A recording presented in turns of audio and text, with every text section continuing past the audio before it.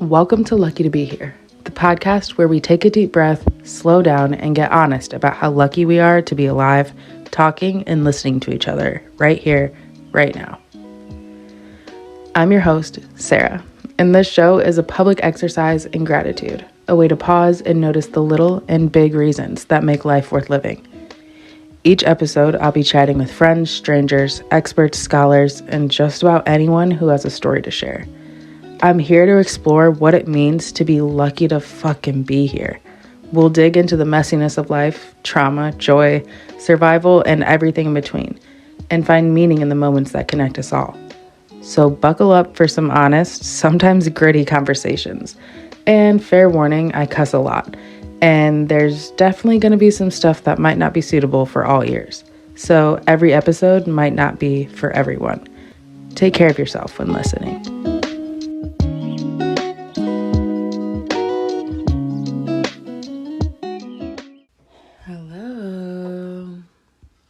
What is up, y'all? Is anyone out there? No. I've just been treating this podcast kind of like an indulgence to myself. And so my apologies if this is like, if it's scattered and seems a little bit self-indulgent sometimes. That's because it is. But yeah, y'all, I live under a rock, y'all. I did not know that that football was yesterday. But yeah, so Super Bowl Sunday was yesterday. I think it's super disappointing how they've been running bread and circuses on our ass for just since the beginning of fucking time. They've been since the beginning of maybe, I guess, like fucking civilized society. Like they've been running with this bread and circuses shit, and we have not been able to bust it as a collective. But that's all right. And sometimes stuff like that, it's like, fuck it, whatever. Same thing as watching like garbage TV every once in a while, you know. But oh man, that shit just it just makes me chuckle when I think about things like that. But crazy ass times that we live in, I'm happy, and I do feel extremely lucky to be here another week later, another minute more, another hour more. I do feel thankful. And lately I've been thinking about how crazy of times we live in, right? And it's made me kind of like reflect on my own experiences and the shit that I've done in my own life. And I kind of pull, like, what memories would I pull from? I guess that's like, what would I pull from if shit hits the fan in the world and it's like the apocalypse or something? Like, what memories would I pull from or experiences would I pull from to like recalibrate myself to that? And it got me thinking today about this one, and I guess I'm just gonna tell you guys a story today. It's kind of strange, but it's also fun. But yeah, so when I was younger, I was into like exploring abandoned buildings and exploring abandoned places, and some of those things got like really dicey. And so that's kind of what I was thinking about. I was like, okay, that kind of felt like a video game, so maybe if like shit hits the fan these days, I'll be able to like pull on my explorer spirit or adventures. And this one particular times, me and a group of friends, we went to Gary, Indiana, and there was this abandoned high school called Horace Mann High School. I'm in no way advocating for anyone to go there. You'd be trespassing if you do. So don't do that. But we did that. And yeah, so it's like Horace Mann High School. I forget when it closed down. When it closed down. Let me look that up, actually. Hold on. Okay. So it shut down in 2004. In 2004, it shut down. And by the time that we were there, it was probably like 2014 or so. So it had been abandoned for about 10 years. And this place, y'all, was freaking huge. So we park in like a neighborhood because it was like evening time, like the sun was about to be going down. We parked in a neighborhood that was like a couple blocks away, and we just walked over. And as we were walking up to this huge fucking high school, the track, it's like overgrown in the front. We're walking, like cutting across the field and then walking towards the track and gonna go around the back of the school to try and find an entry point that's like out of view. And in the overgrown football field, we see this other young kid. He's like a teenager, a little bit younger than us, and he's like flipping tires, just working out, whatever. Cool. We walk around the school, and when I say this place is huge, you guys, I just looked it up, and it had the capacity to hold more than 2,000 students when it was active and running. And it was originally like 3 buildings, but then the buildings were combined, so the layout was just crazy.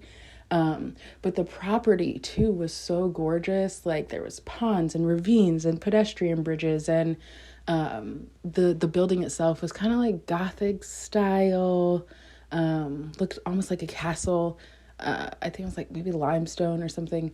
But it was gorgeous, and it really gave you the energy of like, those old like high school movies, like, I don't know, I feel like there's a term for those movies, but those old like high school movies where it just seemed like high school is kind of a cool fucking place to be, even though we all know the reality now that it's usually not. But this high school gave the vibe that it was like a cool fucking place. Like you could just see it being alive with like kids, on the bridge, probably smoking fucking cigs, and kids under the bridge smoking weed, and like, kids studying on the lawn and shit like that. But anyway, so yeah, it was gorgeous, but big ass place. And they had, obviously 10 years, they'd had some issues with houseless people entering and other delinquents like my friends and I getting into the building. So at this time it was covered with most of the windows, a lot of them had been busted out and then were covered with very like really thick plywood, like subfloor, like thick wood, like was not easy to break at all. And so we found this one window that was kind of perfect because the window was busted out and it just had this wood on it.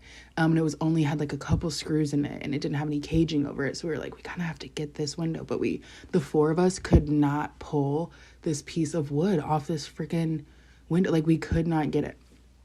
So my one friend and his cousin, there's an open 2nd story window, and they were like, we'll just climb up there and then we'll come down and we can open the other side of the window, because that was just like locked, and it was, still glass though. So that seemed like our best bet. So anyways, they like scale up the side of this fucking school, and they're like, we're gonna go, whatever, we'll be right down. And then we ended up talking on the phone to him. I don't know if he called me or I called him, whatever.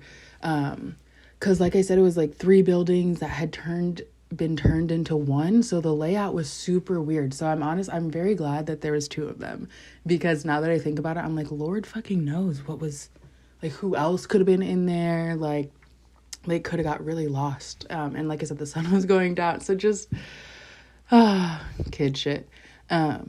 But anyways, yeah, so I'm on my friend with my phone. I'm kind of like trying to talk him through, like, if I can see his flashlight, like, whatever, we're just like talking to each other, trying to figure it out.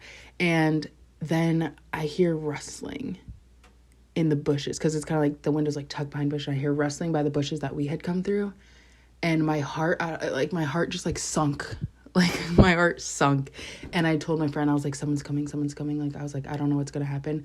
And I was just kind of like whispering it super quick before I turned around to like face this person. And me and my other friend, we see the kid who was flipping tires walk up.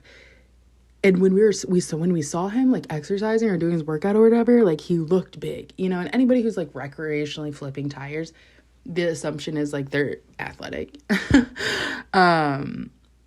So yeah, but when he got close to us, I was like, he's big. Like, just barrel chested, tall as fuck, like, and all of this is probably happening within like 2-3 seconds as he's like approaching and like coming up behind us. And he was like, "What are y'all doing?" And I just like froze. And he was like, very quickly, he was like, "Are you guys going in there?" He's like, "Can I come with you?" And then the like concrete in my heart broke, and I was like, "Oh yeah." I was like, "Yeah, we are." Like, yeah, because he got like really excited, and you could tell like he was just a young kid. And he was like, "I've been wanting to go forever, and I'm just scared to go alone, and I, don't have any other friends who want to do shit like this." So we're like, "Oh yeah, for sure." And he was like, "Where are your other friends?" And we told him what was going on, and we were waiting for them, and he was like, "Oh, I can get this." And this kid, like, mind you, again, it was there was 4 of us, me and my friends, trying to get this wood off of this window, and we couldn't. And then this kid walks up and literally just plucks it straight off this window. And so he was the reason, that we were really able to get in. And then like literally right as he was pulling that off, my friends were like walking into the same room. So it was kind of like really perfect kismet timing. But the room ended up being like the old admin office, or at least that's where, one of the offices was. And it was stacked, you guys, floor to ceiling with student files, rooms spilling out, pouring over with locker locks, combinations, like the manila file folders. You could pull out the drawers full of student documents and student records. And we found a box of student IDs, like old student IDs. And I still have mine somewhere, and I don't know where it is. I still have mine though. But we all like picked a student ID and kind of like pretended we were all these, different students, like as we were adventuring. And it was so freaking crazy. Like when I say there was still stuff in this school, like it was literally like people just didn't come back. So I don't know what, it was closed because of like budgetary stuff, go figure. But there was so much shit, and there was like still some decorations on the walls, like the classic like high school science posters and like character values, morals posters and things like that. So as we started going in, making our way into the school, trying to figure out the layout and everything, this building, dude, is gorgeous. It's so fucking fascinating. And I'm really thankful that I went and, was living my young life at the time, because I don't know if I would be able to do something like that now, or if I know that I could do it now because I've done it before. But if I hadn't done it before, I don't know that I would like really have confidence in myself to do, to put myself in those situations. But so we're walking around, and it's ironic because how scared I was of the kid that had walked up at first. He ended up being the first one to get scared. And as it got dark, he was like there, and there was a couple noises, that we got scared too. But he was like, "I really need to leave, you guys. Can you guys walk me out?" So we were like, "Yeah, of course." So we walked him out back to the office. He disappears out the window through the bushes and waves to us, and we never see him again. Yeah, but so then we continue to adventure a little bit, and we make our way like into the old auditorium, which is fucking gorgeous. So cool. Like, it was like a 2nd-story auditorium. And so the windows that were on the sides of the auditorium like went out to rooftops, but a lot of the windows were like busted out, but so you could see the roof there. And then the stage with like the red curtain, and there's graffiti all over. And then you could like, there's multiple tiers of seats, like a ground floor, and then like the mezzanine lifted above. And it was just so fucking I was just trying to imagine. I was like, this is such a sick fucking building, such a sick fucking high school, like but yeah, so that was fucking gorgeous. We walked into the old gym where we did find a couple shanks and like some bloody blankets. Yeah, so stuff like that. But for the most part, it was like super interesting. We went to the cafeteria, and there was boxes and boxes and boxes of textbooks, recreational reading books. I still have a copy from this school. I have a brand new copy of Lord of the Flies. There was boxes of these brand new hardback books with a beautiful like illustrated cover. Like, I was like, what the fuck? And I wish I would have known. I wish I would have like brought a backpack or something. I wish I would have known that there was going to be so much stuff. I wish I could have saved more stuff because there was so much usable things. Like, it just amazing, just really fucking amazing. So yeah, I still have a copy of Lord of the Flies from that school. I have the student ID. I stole one of the room number 3. It was like a classroom number or something like that. But yeah, so we continue, to kind of venture in there, but that place did get real spooky. And because of the signs that we saw that was like, seemed pretty recent of maybe people using it as their home, with the transition getting into night, we knew people might be coming home, so we definitely wanted to get out of there. But we had a really solid adventure. That place was so fucking nuts. Like, it's just crazy, like how many buildings like that are just seriously just abandoned, like mid operation. It was so weird. And it was like kind of half packed up, but then they just were like, fuck it. So it's kind of like, what is the story? But yeah, so then my friend, so we decided to like leave, whatever. My friend had also heard of this. I don't know if you guys have heard the story of the demon house, the House of 1,000 Demons in Gary, Indiana. But it's a true fucking story. I won't go all the way into it because I haven't done like research in it enough to like tell you the story. But the basics of it is this family moved in. It was a mom, her mom, and then the children. I think there's like 2 or 3 children that were pretty young, like maybe 12 and under. And they lived in this house and started getting all of this, weird energy and weird behavioral effects on the children, things like that. And it ended up being so much so that like they felt they were possessed. They felt it was like demonic or whatever. And CPS got involved, doctors got involved, the police got involved. And the reason that this case is so fucking crazy is because it's well documented both by medical staff and child protective agency staff. That I forget what child it was, but he was like struggling with being affected by whatever energy was in their home or whatever energy was amongst their family. And he walked backwards up the hospital wall. For real. Like doctors, nurses, child protective workers all documented and signed their name to reports. Police signed their name to reports, like as witnesses to this event. So it's one of the few cases that I feel like it's like irrefutable that something was going on to like the magnitude of what we think of when we think of like crazy possession and stuff like that. So super fucking crazy. So we went to that house. It's so odd because it's like on a dead end street. They don't have neighbors across the street from them. Like across the street from them is like the yard and parking lot to a business. So it's just like a row. And there was, what I remember in my field of vision is 3 houses. In the demon house is in the center, and it has all this crazy fucking history. This crazy story happened here. And then on either side of it, there was people just living their normal lives. Like, the demon house is all boarded up and just has a darkness. It's a little bit overgrown. Obviously no lights are on. It just feels empty there. And,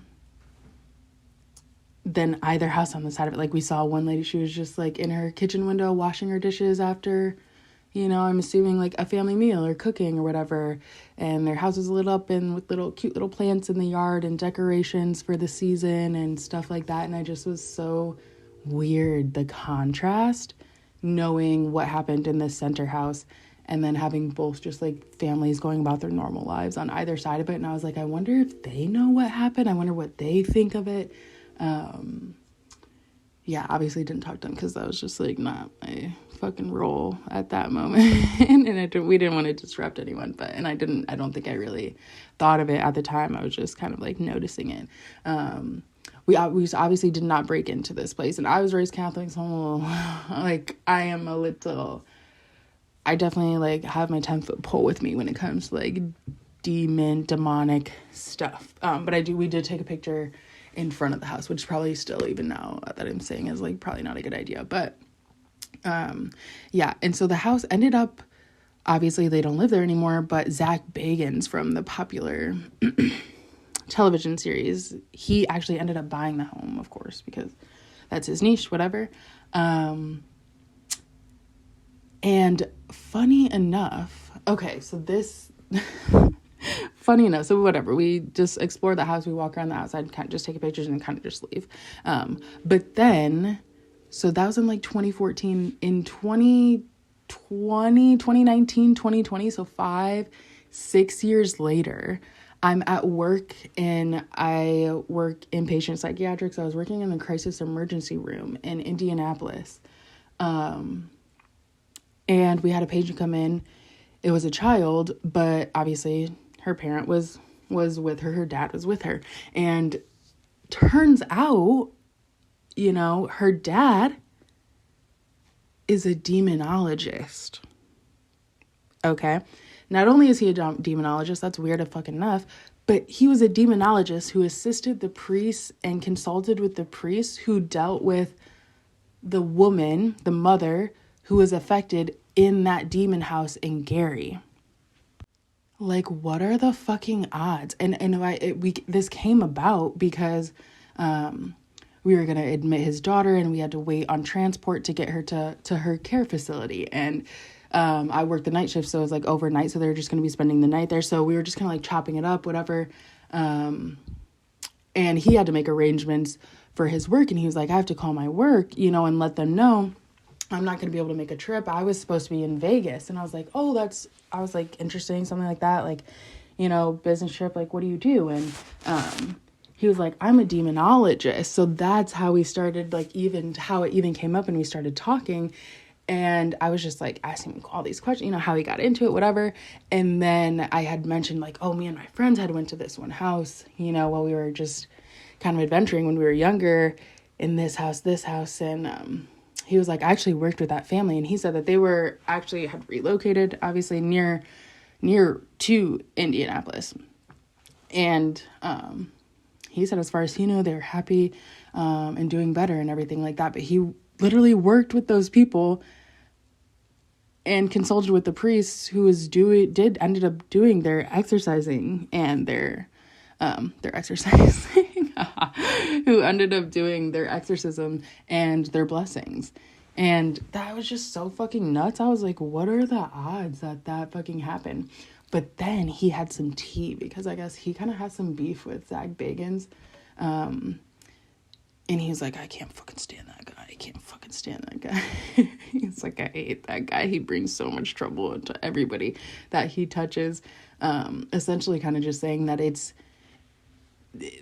Zach Bagans kind of just has demons that sort of follow him around, or just has these weird, low energies that follow him around. And that's why he's able to, cause havoc when he's in certain places. But he was like, of course, yeah, he bought that shit.